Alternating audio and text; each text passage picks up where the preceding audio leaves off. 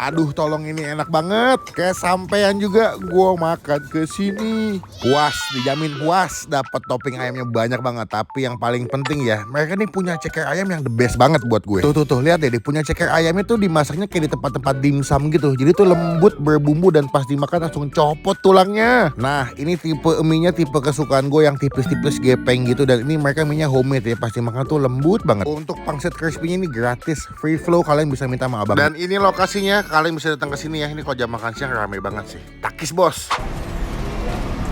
Wow. Lembut, gurih, ada manis tapi asin gitu.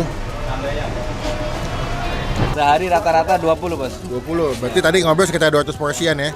Cuman kalau weekend bisa nyampe 35 kali jadi 350 porsi. Nah, ini dia pesanan kita di bakmi Raos Daerah Bintaro guys. Wah, gokil. Takis. Takis bos. Mantap nih.